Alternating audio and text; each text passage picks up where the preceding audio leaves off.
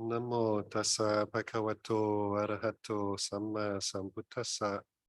Namo tassa bhagavato arahato samma sambuddhassa. Namo tassa bhagavato arahato samma sambuddhassa. Buddhang dhammang sanghang namasami.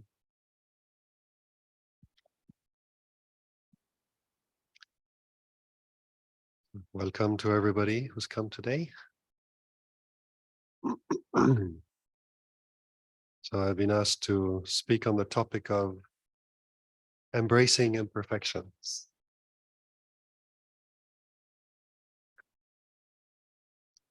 So I'm not sure where the title is coming from. It's interesting to contemplate, as we have sometimes in parallel to the world of Dhamma and practice, there's a whole trend these days of psychology and self-improvement that a lot of people are interested in. And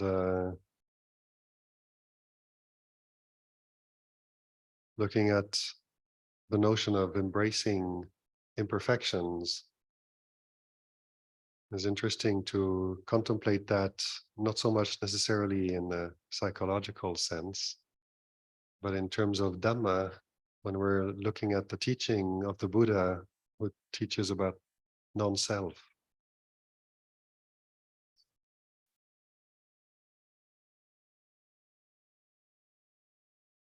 So in the Buddha's teaching, when he basically talks about suffering and the end of suffering, that's the whole purpose of the Buddha's teaching. And that's something that we can all connect with in our quest for happiness, trying to be free from difficulties in life. And when the Buddha talks about this and he's pointing to the way to understand suffering and the way to freedom from suffering, he talks about this notion that we create of having a sense of self, and call it atta, or sometimes is referred to in with a Pali term, sakyaditi. And that's something very interesting to contemplate, this whole process of having a sense of self. So we do tend to identify with the body, we identify with our feelings, our emotions, with our thoughts, our opinions and views. And we just take it for granted that that's the way it is. And it seems obvious, doesn't it? Like we're all sitting here, I'm sitting here, you're all sitting there. I mean, just that much seems to justify this sense of there's me and there's you. And so the Buddha is kind of using the notion of suffering, which is something we can all connect with, in order to start understanding what this whole experience is about, what it is that we're doing here and why we experience life the way we do.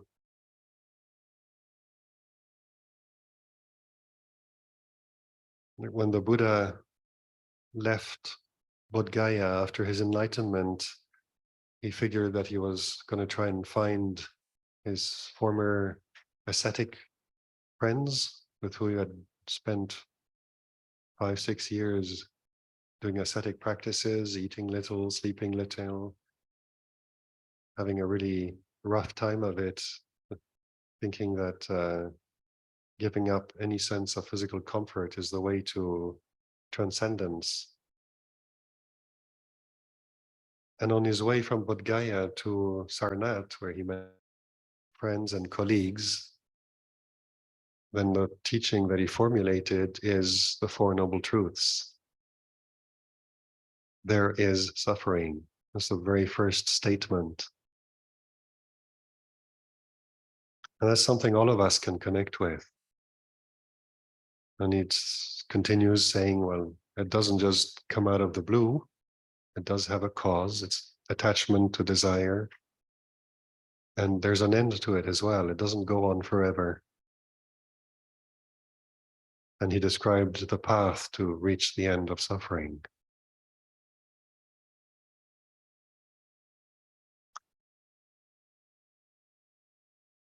So that very first statement, there is suffering, is a really interesting way of putting it. Most people think of suffering as we all think of suffering as something we don't want, something to try to get rid of, something to try to avoid, escape from. That's our natural reaction to meeting suffering. And he's just pointing out to the fact that there is suffering. It's just something that arises. And when he details it, he goes into talking, just describing, well, we're born. Being born is difficult. Aging is difficult. Getting sick is unpleasant. Dying is something most of us don't want to think of. It's a very unwelcome topic at conversation at dinner table. Having experiences that we don't want to have, meeting people we dislike, is what he's pointing to when he talks about this suffering that exists in life. Separation from the liked, separation from the loved, losing what's dear or the people who are dear to us. That's a type of suffering that arises in life that we all have to meet and come across. Not getting what we want as a source of suffering. And then he describes this thing which most of us at the beginning, when we hear the teachings, kind of gloss over because it's a little bit abstract, a bit obscure. He says attachment to the five aggregates of suffering. And so this is where we have an opportunity to start studying his teachings a little bit to understand what he's talking about. And when he talks about this attachment to the five aggregates, what he calls the five aggregates are basically in all our experience, if we could boil it down, everything we feel and experience, boil it down to the simplest five categories of experience, he says it either falls in the category of the body, of pleasant, unpleasant, and neutral feelings that arise with experience. Everything we experience is one of those three.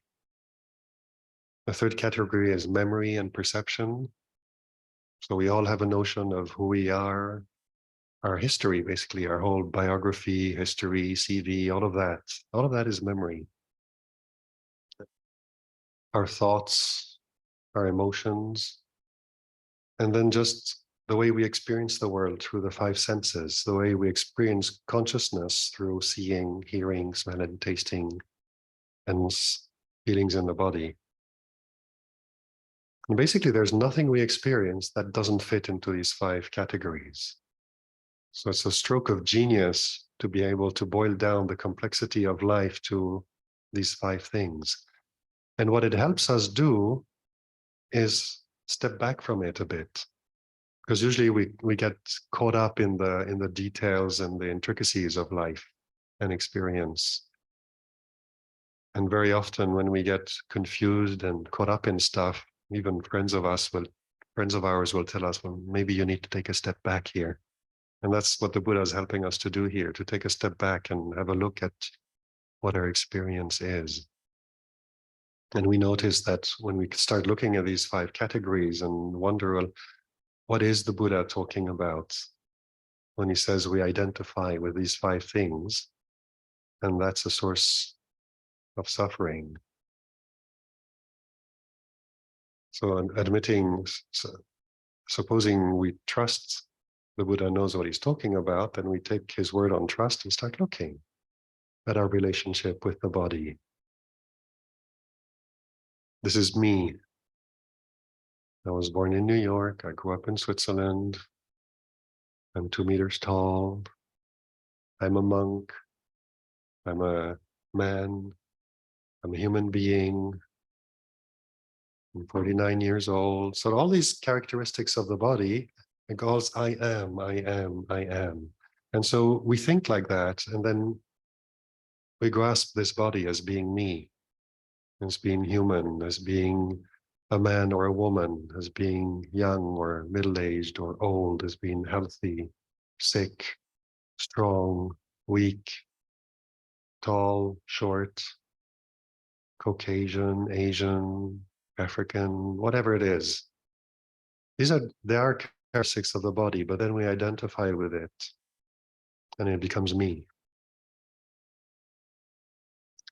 All our memories, we relate to our memories as me, my childhood, when I was a kid, when I was a student, when I was having fun, when I met nice people, when I had bad experiences, when I got inspired by Buddhism, when I decided to ordain as a monk.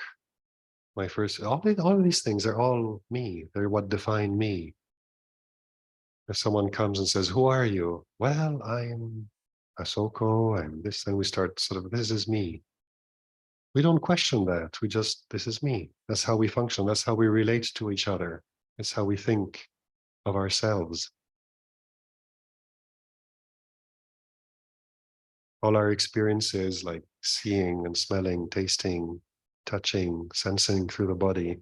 And so what the Buddha is saying is that this is where things start going awry, is that yes, there is a body, but it's not self. We don't own this body. We experience it, but we're not owner of this body. Because if we were the owner of this body, if it really was ours to own and control, then we could make it healthy, strong, beautiful, fit. But we can't. We can help a bit, but it gets old. It does get sick, and eventually it dies. And there's nothing we can do about that. Now, this is where we start noticing, well, actually, this thing is a little bit out of control. It follows its own nature. It was born, and if we look after it, if we'll do this well, if we stop looking after it, it starts to get all kinds of problems. And we can go through what he calls the 5 aggregates, these 5 categories of things, and look at each one of them and actually realize these things really do what follow their own nature. We don't choose to experience, for example, air conditioning on a hot, sticky day in Bangkok as something pleasant. It's just the way we experience it. And yet I have a friend who has, his body is completely normal, but he feels always cold in his core. And so for him, even a hot day, sticky hot day in Bangkok, being in a room with air conditioning is suffering. It makes it even worse. So for him, what's pleasant for us is unpleasant for him. And we see that these feelings of how we experience certain things and they feel pleasant or unpleasant or neutral is conditioned, is different for each one of us. Memories are out of control. Sometimes we like to think of the past, pleasant memories. And because we're pleasant, we don't mind, they're pleasant, we don't mind thinking of them. But then sometimes we have unpleasant memories arise. And quickly we want to think of something else. Some people have experienced traumatic things in the past, and though just the memories arising feel like reliving the trauma again. Sometimes you want to just be able to relax, but these memories keep kind of haunting us, keep coming back. Or thoughts about the future. Where we live, are we going to be able to continue living there? Our financial situation, is it going to stay that way? Or can we improve it? Are we going to lose our financial security? What's happening to climate worldwide? The earth is getting hot. Like, you think about the future, there's no end of things that we can start worrying about. And some people cannot stop worrying. And they get ulcers and they get sick because they worry all the time. So you can see how memories and thoughts, sometimes we can bring them up intentionally, but a lot of the time they just arise on their own according to conditions.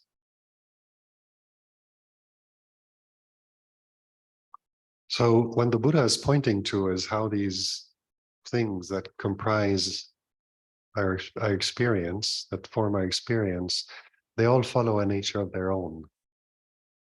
And ultimately what he's pointing to is the fact that none of these are stable. There's not a single thing there that exists forever. All these things arise and pass, some very quickly, some slowly. And then we start seeing, if this is the way it is, if we can accept the way it is, then we can allow things to be the way they are. But most of our experience, we're not that relaxed. We find ourselves getting upset because things are a certain way and we want them to be otherwise. And we start realizing that our relationship to these things is all caught up in desire. And sometimes our desire is so strong, we so much want things to be a certain way that we stop noticing the way they are, and we're just trying to make life, make existence be the way we want them to be, the way we think they should be.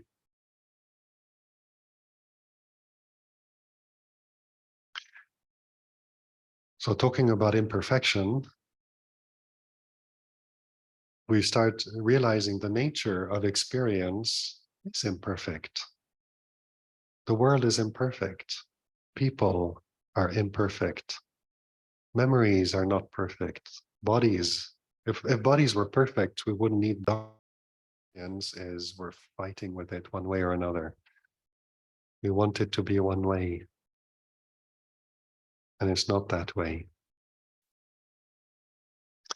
So coming back to this teaching of the Buddha, when he talks about suffering, and his statement is extremely simple. He says, there is suffering. It's something that arises, something that we experience.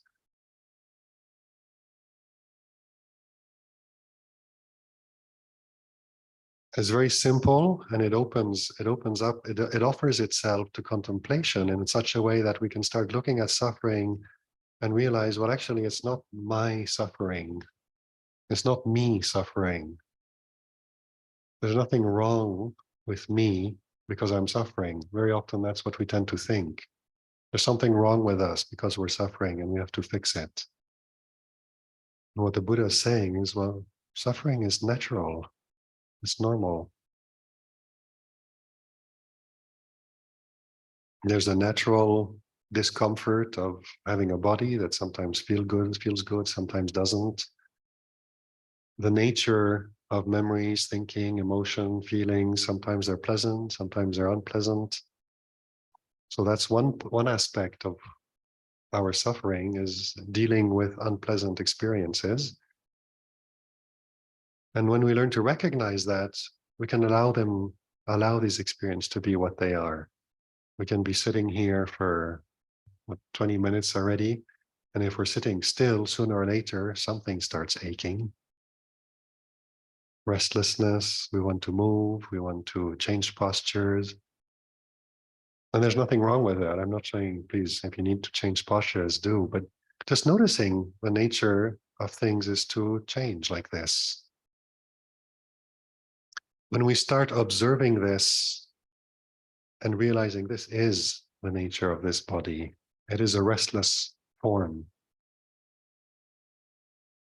We can feed it and give it something to drink, give it some rest, wash it, make it comfortable, not too hot, not too cold. And then if everything's just right, it'll feel okay for a little while.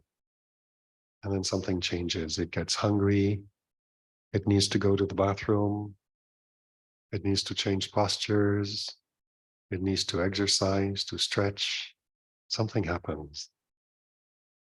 So looking after a body is looking after a restless form. And when we look at the mind, there's a lot of restlessness there as well.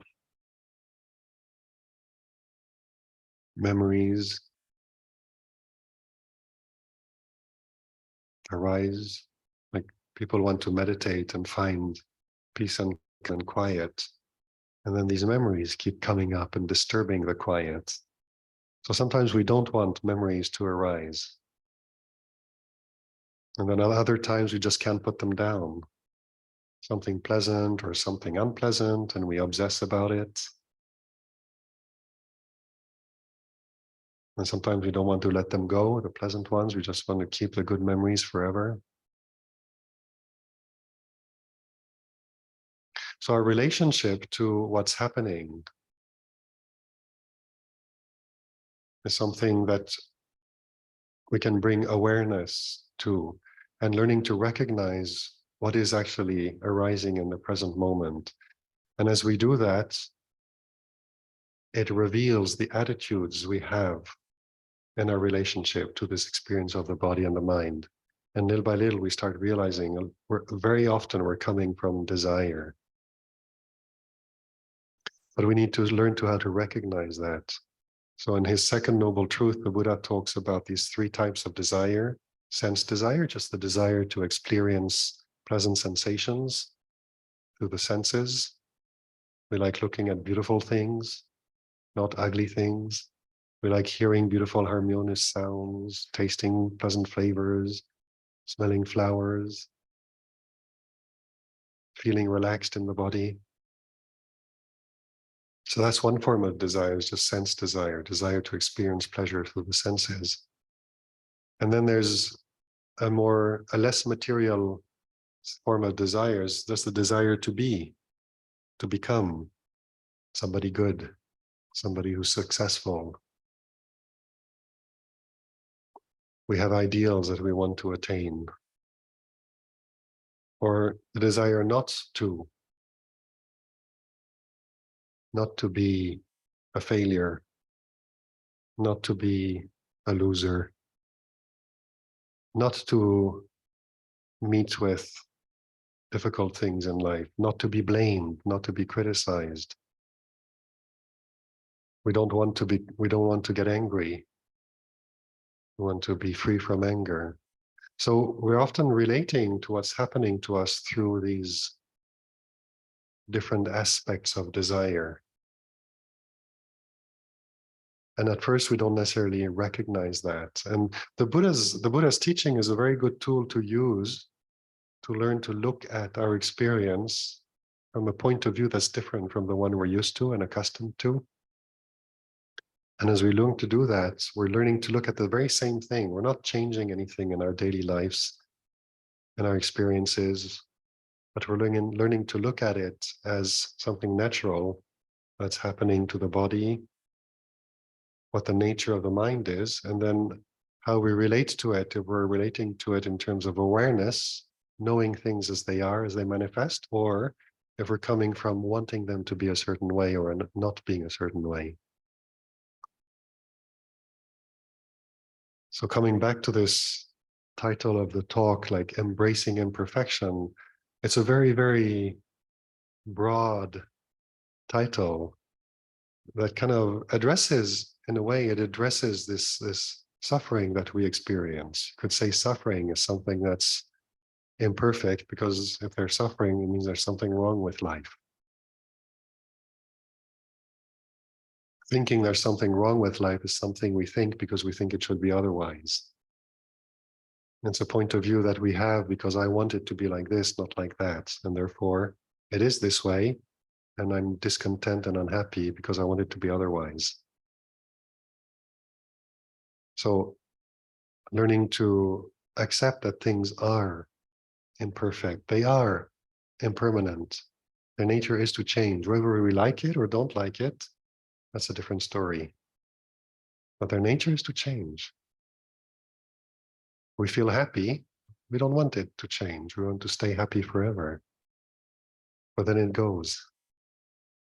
It's like people come to sit meditation retreats and they feel nice and relaxed and happy. And then they ask, but Ajahn, we have to go back to our busy lay lives. How do we keep practicing? And actually what they mean is like, how do I stay this relaxed when I'm out in a busy world, living a busy life? And it's a fair question. It's a good question.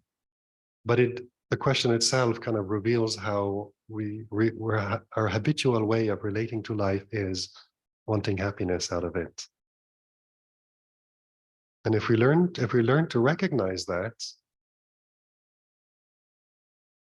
and see how it comes from this point of view where this is my life, I want to be happy, and learn to change the point of view and says, well, instead of it being my life and wanting to be happy, there's nothing wrong with that, but just the reality is this is life and it's like this. Can I accept, can I allow life to be the way it is and learn to adapt to it? And is there a way to just be with these experiences, come to a place where I can receive and meet experience that arises that doesn't result in suffering? So that means we're willing to accept that life is imperfect. We're willing to accept that suffering arises. And if suffering arises, we don't follow the reaction of wanting it to be otherwise, trying to change it. It's like, no, oh, suffering, right. Discontent is like this. And being willing to allow that to be. And then you really understand what the Buddha is talking about when he says there is suffering. Suffering is something that arises. And you can go, oh, yeah, that's right. But then we're coming from our relationship to it is a relationship of understanding, awareness. And the awareness of suffering becomes a refuge that we can come back to, because in being aware of suffering and understanding that suffering is a condition that arises, that we experience and that ceases, we can stay with the awareness, because the awareness itself does not suffer. The awareness is aware of suffering. And then we learn to distinguish between the consciousness, the awareness, this ability to know this experience of the body, this experience of the mind, what arises, and be willing to allow it to be what it is. To understand these things according to their nature, to understand how they arise, how long they last, being willing to just sit with them and experience it. And yet still be free. Not feel like we're being cornered by life into a position of resentment and cynicism and unhappiness, but life is what it is. And then there is happiness as well. And we learn to recognize the moments that we experience happiness, allow those to be, meet them, receive them, welcome them, but then also knowing that happiness arises due to causes and conditions. And when those conditions change, then that feeling of happiness changes and ceases. Being willing to allow happiness to cease and not feel threatened, because if we don't identify with the happiness, we're not invested in its existence, then it's okay to let it cease. Our refuge, where we come back to, is the knowing. Happiness arises, it feels like this, and then when it ceases, we're left with this awareness, knowing arising and ceasing. And when it ceases, actually, what we're left with is peace. I remember when just after, a few years after I ordained, I went back to Geneva to visit my family and saw a few friends. And one of them was asking me about Dhamma, what did the Buddha teach and all of that. And she said she didn't want to find this sense of freedom and equanimity because life is made of ups and downs, and she doesn't want to give up the ups and downs because that's where you experience happiness. And I thought it's a valid point, and yet it's also something one says when all one knows are the ups and downs, and you figure, well, if life is going to be going up and down, sometimes I suffer, but sometimes I'm happy, and I still want to experience the happiness. So we say, okay, I'll take the whole package because at least I'm happy sometimes. But then when we look at what happiness is, like in terms of sensations, like feelings that arise in the heart, when we look at something beautiful, some of these paintings are kind of harmonious shapes and colors, and we can look at a painting and saying, oh, that's a really beautiful painting. But the beauty we feel here, the pleasant sensation that arises when we look at something arises here. And then we start investigating these feelings when we feel something is pleasurable.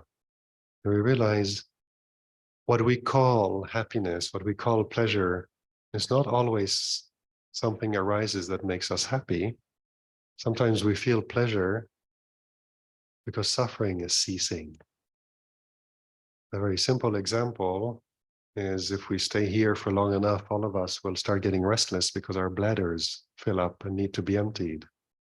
And the longer we sit here with a full bladder, the more suffering we have. And then we run off to the toilet when we finally can, and we can let go and we go, ah, what bliss. It's not actually blissful.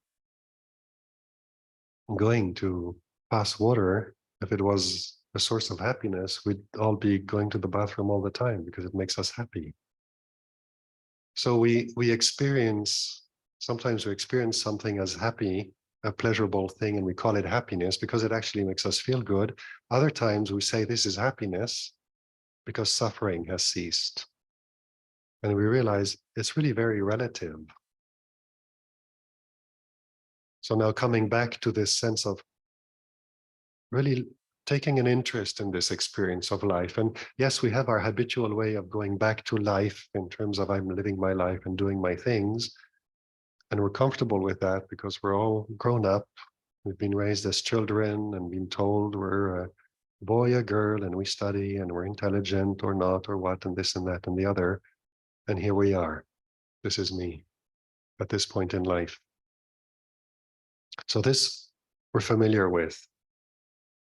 And we always like to stay on familiar territory.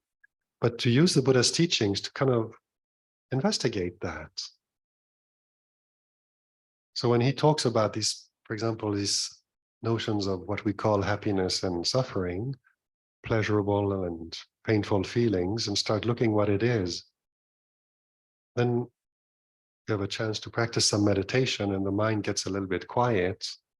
And you realize sometimes when the mind is just quiet, it's not happy, but it's not unhappy either. It's kind of neutral. So compared to suffering, neutral is happy. Compared to neutral, which we sometimes don't pay attention to, we say, I'm bored, let's go do something exciting. And it's an upgrade from neutral to happy, so it's very happy. And then happiness ends and we go back to neutral and we say, oh, life is tough because we can't be happy all the time. And we start understanding that this sense of happiness and suffering is really quite relative. And a lot of it we create according to the point of view from which we look at things. So you ask a hermit in the mountain who's spending years and years on his own, just planting a few potatoes and herbs, and nobody ever comes to disturb his quiet and peace. And he can just sit and drop into these really quiet states of mind. And then something comes and disturbs his eternal peace, and he gets really agitated. There's this story of this Tibetan There's a story that Tibetan teachers use to talk about this kind of thing. And they talk about this monk who's in his little hut in the mountains, practicing this kind of deep meditation. And he goes into these very, very deep states of mind. They're very quiet. And it's so quiet that all the hustle and bustle and restlessness of life just kind of disappears. And then he feels incredibly happy. And then he comes out from that. There's a kind of a store of happiness in his heart from having kind of stayed in that state for a while. And so he can meet the kind of boring daily duties and stuff, just doing what he needs to do so that he can go back in this state. And then one day he's just sitting in that state for hours and hours and hours, and rats find their ways into his little hut. And while he's in that state, he just kind of no sense of the body, no sense of the world, nothing, just this pure sense of quiet and bliss. And then he comes out of his meditation and these rats are running around. They chewed holes into his robes and they chewed up his belt, and his belt is broken, and he just flies into impossible anger because of the rats, because the rats really kind of destroyed all his belongings. And now he has to spend all this time repairing it, and he can't go back into his meditation. And you realize, again, it's a point of view. So now his sense of happiness, he's not running after the kind of sense pleasures that we can run after a lot of the time. He's going to something much more refined, but he's still suffering. Like he's still kind of looking for happiness, the happiness of this quiet in the mind. And so in this path that the Buddha has kind of pointed out that leads to the end of suffering, he very much encourages us to learn to recognize what sense pleasures are, because they are pleasurable. But the pleasure of the senses is kind of quite brief. It changes very quickly because all the things and objects and sights and stuff that it depends on change very fast. So he says, well, look at that. And yes, it's pleasure, but you need to work really hard to be happy all the time if this is going to be the source of your happiness. And there's a different kind of happiness that you can cultivate when you start meditating, and you learn how to let go a little bit of all these sense pleasures, be willing to experience a little bit of physical discomfort. But then inside, you can learn how to meet this kind of quiet when you let go of thinking, you let go of memories, emotions kind of go out, and then all of a sudden, the landscape, the inner landscape becomes very spacious and quiet and peaceful. So compared to the restlessness of a life, even of a life seeking happiness can be very restless, this is very peaceful. And it feels restful, it feels relaxing. So comparing the two, this feels like a better kind of happiness than the one of running after sense pleasures. So the Buddha encourages us to do that, to come and seek this kind of happiness. But then once we've discovered this happiness that we develop through the mind, and we learn to understand, through that process, we learn to understand what our relationship to happiness is, to suffering. And we start realizing what the nature of experience is. It's impermanent. It follows its own laws, the laws of nature, not our sense of what I want and me and mine. We're willing to let it go, let it be. And then even this happiness of the mind that we kind of develop through meditation, eventually we let go of that. And what we find is this peace. The peace that we find when we come back to this knowing experience. Knowing that right now things are like this. And they change, that's their nature. But our point of view now is just this knowing. And we realize what arises and ceases in terms of experience is one thing, and then desire arises and ceases. We want it to be like this, we like it. Other things we don't like, we want them to be otherwise. And we learn how to relate to even that as these also are things that arise in the mind and change. And we can let them be. We can let desire arise without following it. And really realize that this position of knowing is really a very peaceful position. And coming back to this, we can relate to suffering from a point of freedom. Suffering arises and ceases.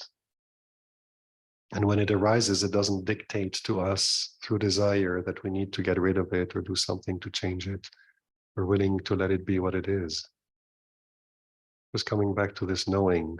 And as this morning, for some of you were at Dhammaram, Paul was talking about this, pointing out how this knowing is not something that arises and ceases.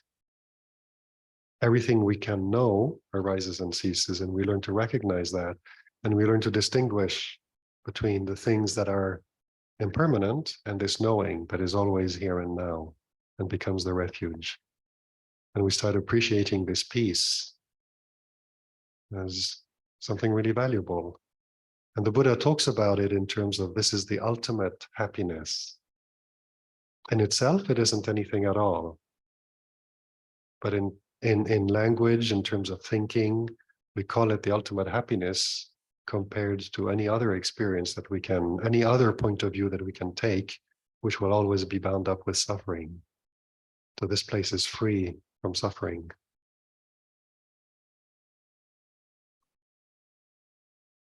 I think I've gone on for a bit. I'd like to give people opportunity to ask questions if they have any. Namaskar, ka Phra Ajahn. I'm asking this question on behalf of a friend who's suffering from anxiety due to the long distance relationship that she has with her boyfriend. She's going through a lot of anxiety at the moment, and she's also experiencing that anxiety in her body. She was wondering how she could deal with it because she's having sleepless nights. She can't sleep. There's a lot of bad feelings that are coming up, preventing her from having a good night's sleep. Yeah. Yeah, I can relate to that. I tried that once. That's suffering.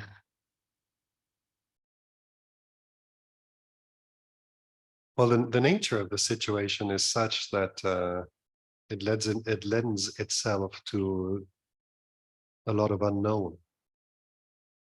Like very often when we enter relationships, especially kind of romantic kind of relationships, at first when we're in love, it's very pleasurable. And we feel reassured that with all our faults and warts and everything, someone is willing to kind of take us on. And we feel like, oh, so nice. And so it's very pleasant, very comforting. And we don't want to lose that. So part of kind of any kind of relationship, whether it's long distance or, I mean, not long distance, there's always going to be this element of, is this going to last forever? Can I really rely on this relationship to be a source of comfort and love and security? And so part of our kind of recognizing what the nature of the experience actually is realizing there's just no way that a relationship, any relationship, is going to provide this kind of security and comfort forever. It's not possible. Because we're relying on another human being to be our source of comfort, and that human is, even if they do love us for their whole lives, they're not going to live forever. But even if we live with them our whole lives, they're people too. Their views and opinions and likes and dislikes and situations in life changes, and so their emotions change. And there's no way we can reasonably expect another human being to provide us with this kind of unchanging condition of comfort and love forever. It's not there. We would like it to be that way. And so it's good to sort of just recognize that. Recognize that we'd like it to be one way, and it's valid. It's a wish that a lot of us have, to recognize, okay, so I would like things to be a certain way. But then also be willing to look at the reality. What is reality like? What is the reality of any given situation like? And when we're able to really look at things for what they are, other people, what they're like, look at ourselves, what we're like, are we always behaving and speaking in a way that's absolutely lovable all the time, always? I know I'm not. Again, embracing imperfection is kind of being willing to recognize that it's not there. I'd like a situation, in this case, a relationship, to provide me with this kind of love and comfort and reassurance forever. And part of learning to recognize reality for what it is saying, okay, well, what there is this. And when we recognize the reality of a situation, that we're human beings, our feelings arise according to causes and conditions, but then they change when those conditions change. So that means that this kind of love and stuff can be there, and then it changes. And then the feelings and experience, the feelings that we have at the beginning of a relationship are one kind. It's kind of the Walt Disney period, the Hollywood period, when everything's hunky-dory and you want to be with that person forever after, live happily, have many children. It's an image we create in the mind. And in terms of image, we can create images that are perfect. But we need to recognize that it's an image. Reality is like this. In terms of personality, no one has a perfect personality. Human beings are full of contradictions. Like even the people that we love, we don't love them all the time. Sometimes they drive us nuts. And then we don't love them. We don't like them. And so as we learn to just recognize what is human nature, what are we able to do, how we're able to feel, what we're able to give. When we look at what we are able to give someone else, we realize we can do our best, but even our best is quite limited. So I've always felt quite lucky that people have the kindness to put up with me sometimes, because I find myself difficult to put up with sometimes. I realize, well, how can I expect someone else to love me all the time, always, if I'm not going to love myself all the time and always? It's kind of utopian. It's an idea we create. And so when we kind of when we kind of started looking at the nature of what a relationship is, we realize it can be the source of a whole bunch of things, but some things it cannot provide. And then the sense of love and security and comfort changes over time. People who are together for 2 weeks or a month get something out of it, and stay together for longer.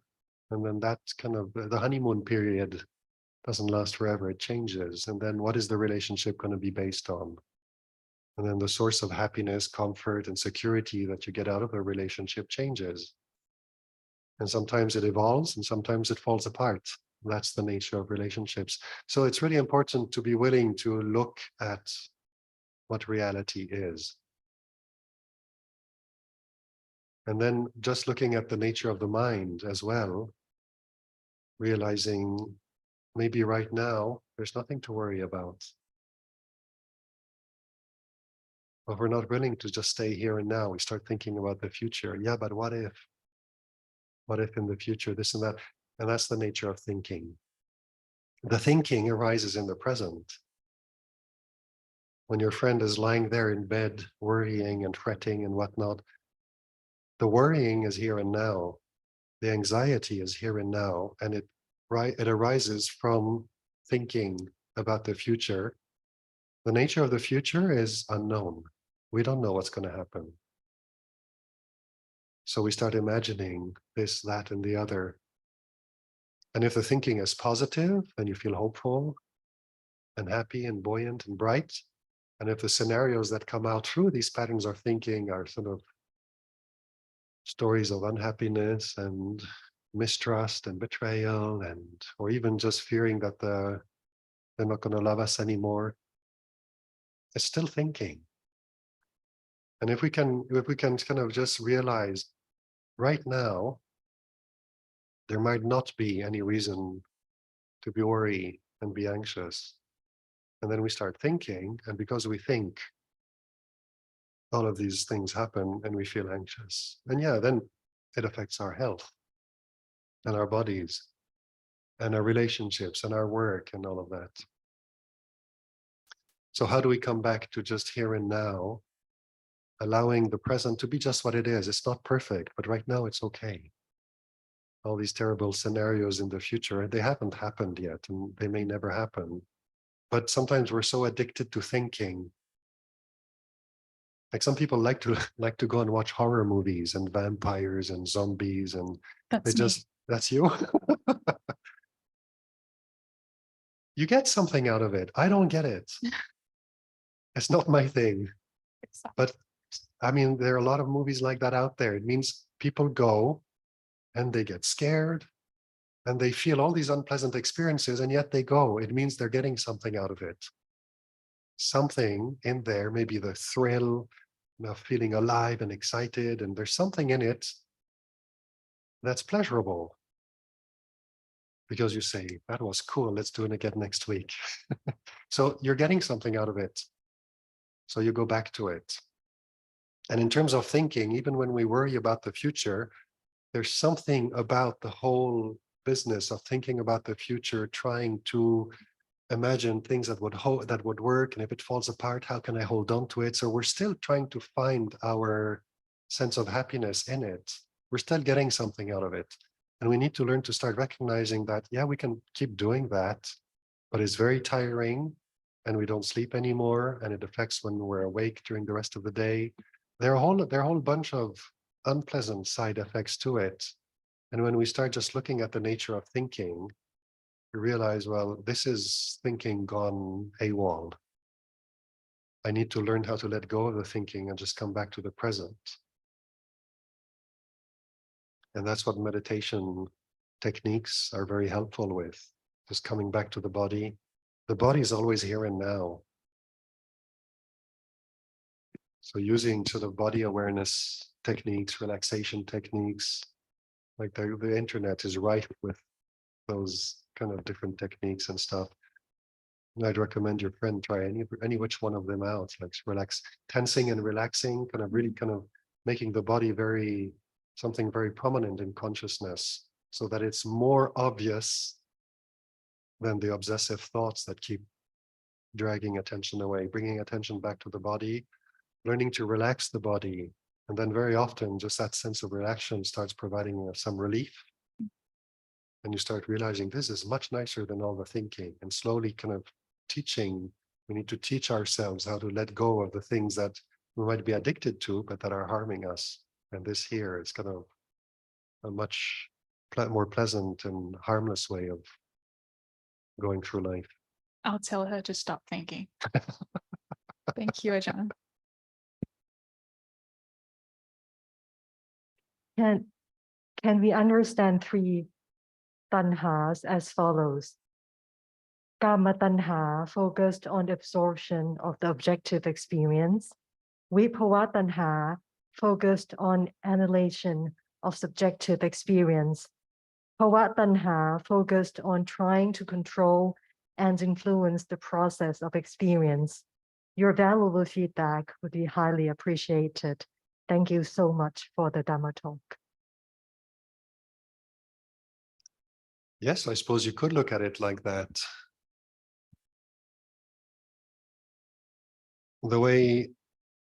What I find useful is always to try to bring it to its simplest possible form.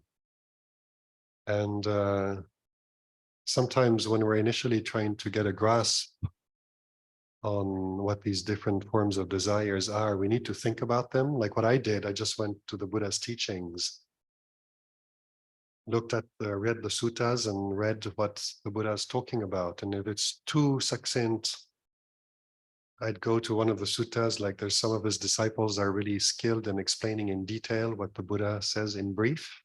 So I'd go to one of those suttas and try to get more details, or any teaching which explains it a little bit more. And I just make a list of these different things, like in terms of the Four Noble Truths, the three kinds of desire. So at the beginning, you are trying to understand it in terms of conceptual, just a conceptual understanding. But eventually, what you want to do is kind of bring it home. Because the teachings are thoughts, their words, their thoughts, their concepts, yet where we experience life is here. In terms of happiness and suffering, where it all registers is here. So we need to learn to understand desire, because desires are not thoughts themselves. Sometimes we can express them, or they express themselves in terms of thinking about objectifying experience or annihilation and stuff like that. But just in terms of the very simple, very direct sense of when we suffer, what does it feel like? Just to ask ourselves, rather than we can think about it, but then coming directly to the experience. Right now, because it's always good to come back to the present moment. Right now, is there any suffering? Sometimes the answer is, well, not really, I feel okay. Or, well, yeah, the knee, the hip, the back, the whatever. Now ask yourself right now, is there desire in any form? And if you're feeling a little bit achy or something hurts and you want to change postures, well, there you go. You want to change postures. You want relief from suffering. Or maybe you're sitting here and you thought, why did I sign up for this? It's not interesting. I just want to get out of here. Go and do something interesting. There, that's desire. Wanting something else. And we can check this at any given time of the day. And Ajahn V has this really good sentence where anytime any sense of discontent or suffering arises, he used to ask himself, what is there that I don't want? What do I want that I don't have? It's very simple. And that kind of covers all three types of desires, because sometimes what we call kama tanha, sense desire, is kind of more the desire for sensual experience through the five senses. And what we call bhava tanha is more kind of wanting to be successful, wanting to be mature, wanting to be free from anger, wanting to have position, status, recognition, wanting samadhi, wanting wisdom, wanting to be a sotapanna, an arahant, wanting freedom, wanting anything at all. But it's more in terms of personality, achieving some sort of goal in terms of personality. But both of them are wanting something. And vibhava tanha is wanting to get rid of things we don't like. And that can also be on the physical level, wanting to get rid of a discomfort when we're sitting for too long, changing postures, or wanting to get rid of anger. Just before I came here, I was leaving Dhammaram and someone came and offered some drinks and juices. And they said, Ajahn, I've got a problem with anger. I'm an angry kind of person. So there we go, wanting to get rid of anger. It's also a desire. And as long as we're relating to anything in terms of desire, what the Buddha says is we end up running into suffering one way or another. And we can test that for ourselves. We can prove it to ourselves and try to disprove it if you like. I've been trying for a few years and never succeeded. And so I've learned to trust the Buddha. And if any time in the day I realize I'm being upset because I want something, I was like, well, you know where that ends. That ends in suffering. So learning to recognize desire, think about it, try to get a conceptual understanding of it, but then what's really important is to bring it back home here and say, how can I learn to recognize desire here? Sense desire, desire to be or to have, and desire to get rid of. And if you just bring it back to something very simple, even in terms of thinking, trying to keep it simple, because the more complicated the thinking is, the more likely we are to get caught up in the thinking. And then we forget to come back here. Because eventually when we come back here, this is not, thinking doesn't happen here.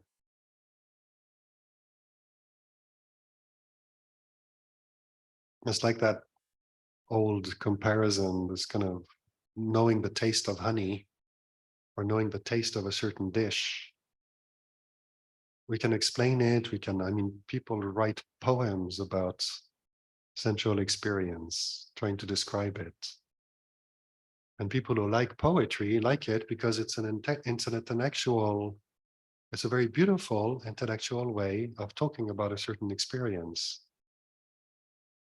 But only the person who wrote the poem felt something and then wrote about it. And anybody who reads the poem, all we can enjoy, oh, that's so clever, the use of this word and that metaphor and this rhyme, and he just says it so nicely. And all of that is delighting in words.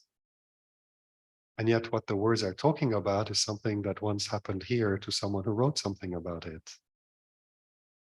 And so the real thing is here. So learning to use the Buddha's teachings, which can be very concise, sometimes too concise for us to understand immediately. So we need to go and find somewhere, some written words, somewhere, someone who can talk about it. I mean, that's why we get together here. That's why we go and visit monks and teachers and people who can try to kind of help us understand it. But at the end of the day, the purpose of all this talking is to help us come back here and understand this. The purpose of a cookbook with recipes that tells you which ingredients to go and buy, how to prepare them, how to cook them. The whole point of that is that you can eat and feel full. So use the teachings, and if these kind of different ways of thinking about the three kinds of desires, as was just read in the question, if it's useful and brings you back here, then it's good. It might work for you, for other people, maybe they find something else useful. But basically, whatever brings it back here and is useful and allows you to recognize desire, recognize what desire leads to.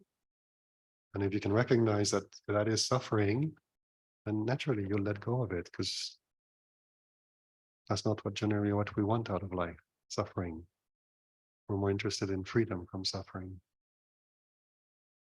I've heard it said by one teacher. He said something like, I'm not the body, I'm the soul. When I get into a car, I'm not the car, and so on and so forth. Could you comment on sort of like what you were talking about earlier, the nature of the soul and how the body is sort of variable? I don't know what to say about the soul. I don't have a clue what that is. I know in West, it's a word we have in English and in French. But I grew up as a Buddhist, and in Buddhism, we don't talk about soul. We talk about the body and the mind. And when you talk about the mind, and the way the Buddha defines the mind is all these kind of memories and thinking and feelings and emotions and stuff. And then there's consciousness. And I've tried over the years, I've been interested to try to see, well, when people talk about the soul, what do they talk about? And different people define it different ways. And then some people talk about the soul in a very confident way, but they never define it. And that's rather confusing, because then you don't know what they're talking about. But they sound confident, so it looks alluring. But actually, I don't know what to do with things like that. So when we're looking at this, I mean, you could imagine when you're talking about the soul, it's just a word. So how can you use it to refer to something useful? And so in this case, when somebody says, I'm not the body, I'm the soul, if you understand it as I'm not the body, There's no point in identifying with the body because here it is, it's like this, it does its own thing. Yeah, I can drive the body around. I mean, when I get up from here, I walk and I go through the door and stuff, but basically it still does its own thing. So I can interact with it, but it doesn't mean it's mine. So I am not the body. I'm the soul. I would use that as a way of referring back to consciousness. And you can say, like Lumpur Sumedho sometimes teaches, you're not the body, you're not the feelings, the thoughts, the views, you're nothing at all. If you are anything at all, you're just pure consciousness. It's just words. Consciousness is of such a nature that you cannot own it any more than you can own the body. It's a way of talking. And sometimes we need to use words to just guide ourselves back to this place here. And we kind of take a step at a time. And sometimes we use words in such a way that we say, I'm not the body, I'm the soul. So it helps you let go of the body.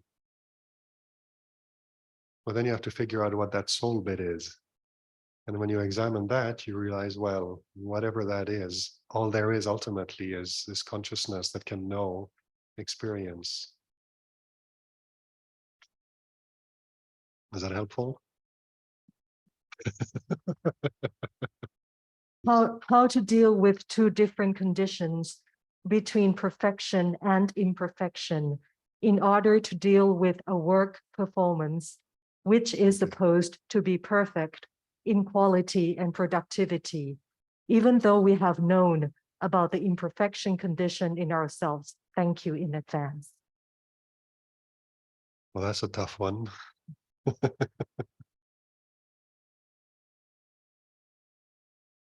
Perfection is an ideal. It's an idea we create in the mind. It's made of thinking. And ideas are impermanent. So even the idea of perfection, that idea itself is not perfect. So it's really, we're setting ourselves up for failure and suffering if we expect perfection. And we're dealing with conditions that are changing, and most of the time things don't turn out the way we want them to turn out. So in terms of work and productivity, like in a professional situation, if the boss is asking you to do perfect work, he's going to run into a lot of suffering. All we can do is do our best. And if they call that perfect, well, then very good. But that's all we can do. And if we're expecting perfection from our own work, we're going to run into suffering as well. Again, all we can do is our best. We can call it perfect, but nothing is ever perfect. So if somebody's expecting, if it's someone else, ask them, what do you mean by perfect? Then you know what you're gunning for. And if you're expecting perfection, well, then investigate what it is you're looking for, and is it realistic or not? And then you know how to relate to the situation. Because what we call perfect, like we can be sitting here now and all of a sudden there's a perfect moment. The knee was sore and it's gone. And we're all happy, smiling behind your masks. Everything's just perfect. But it doesn't last, does it? So what we call perfect. Like, what are we looking for?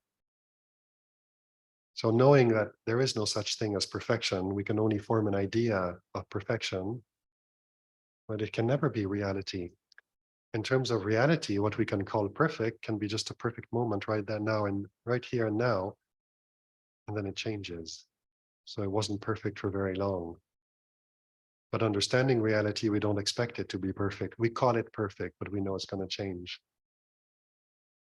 But if we're not going to incorporate this understanding that things are like this, their nature is imperfect. But we want perfection out of them, that's impossible. But notice how you use language.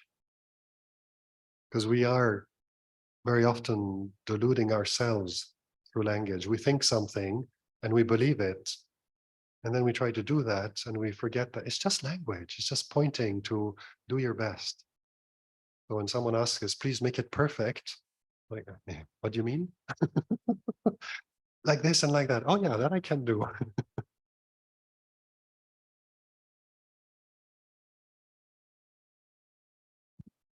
I just it's difficult to find the balance between accepting what's happening, that it arises, it ceases, and then being too complacent and not doing anything about it. How does one improve one situation? Or it's like in Thai we say ngor mu ngor thao.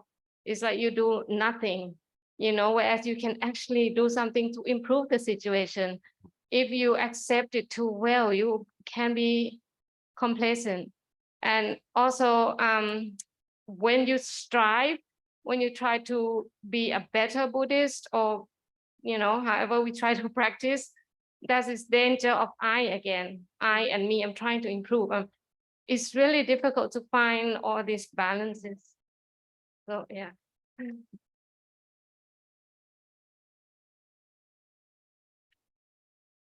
We use wisdom for that. Understanding the conditions, what they are. So there's one story that I like that comes to mind often. It was I think I was reading a book or listening to one of those talks by a Western teacher who had gone and spent some time with some Burmese teacher who was a layperson, was very, very wise, and they were talking about going to India. And it was the same nature. The question was like, I'm in the rickshaw going along and someone sort of steals my bag. And letting go means you let them steal your bag. But then what you do? You don't have a passport, no money, no credit, nothing. And the teacher answered, no, no, no. You have to hold on to your bag and you hit them on the head with your umbrella, but with metta.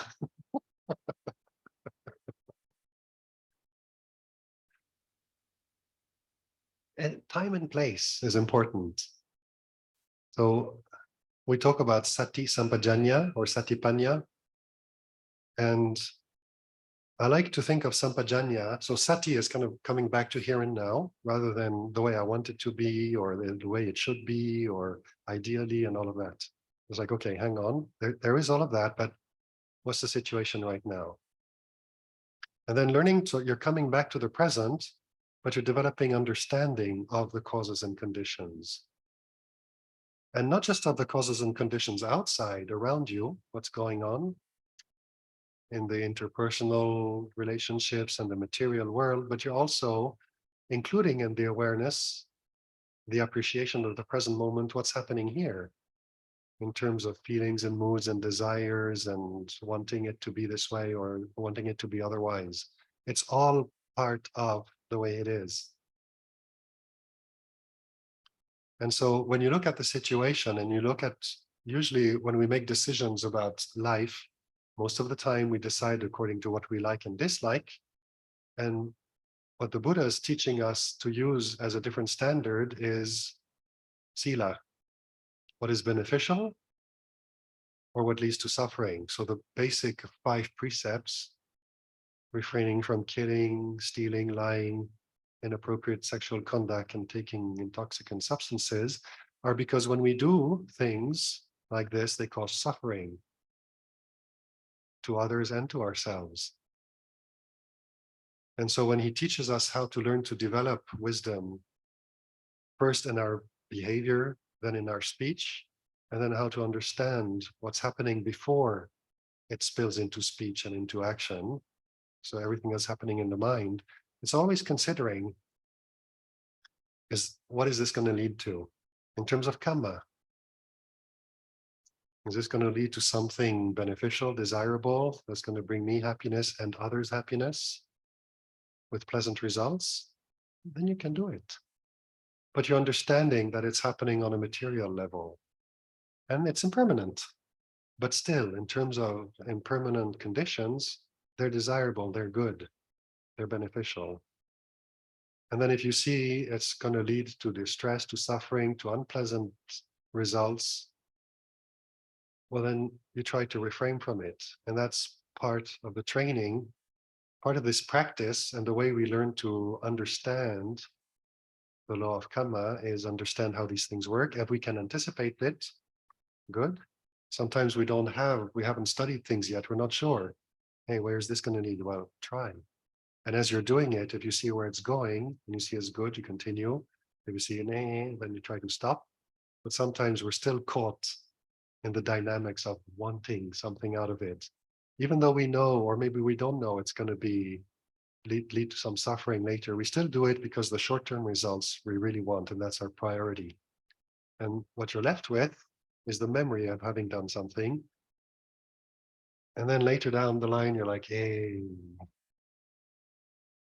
that wasn't good. Now I have a bad memory. I feel bad about it, of having said this, of having done that. And still, this is an opportunity for practice, for training, to learn from the results of our behavior and our speech. Okay, next time, how do I avoid this? Why did I do it? Now that I know it doesn't lead to good results, can I avoid it next time the situation arises? So we have these conditions that we have to live with. And if we can improve them, by all means, do improve them. But if you realize that in improving it, in participating and interacting with life, at the end, the suffering is more than the benefit, well, then you might want to start reconsidering. And this is how we learn. So just letting go is not an instruction. There's no wisdom in that. So then you let go of everything. You end up with nothing. You're just stupid and have nothing. So the instruction isn't just let go. The instruction is study it, understand it. And if you see that it leads to suffering, then let it be. And if it comes your way anyway, get out of the way, let it pass. And then sometimes something comes your way and you go, well, this actually will be beneficial. It'll last as long as it lasts, but it's beneficial. So let's do this. And so you make your decisions using wisdom or developing wisdom, because we don't always have the wisdom. We need to develop it. So we learn along the way. Sometimes we try, it works. Sometimes we make mistakes. Okay, won't do that again.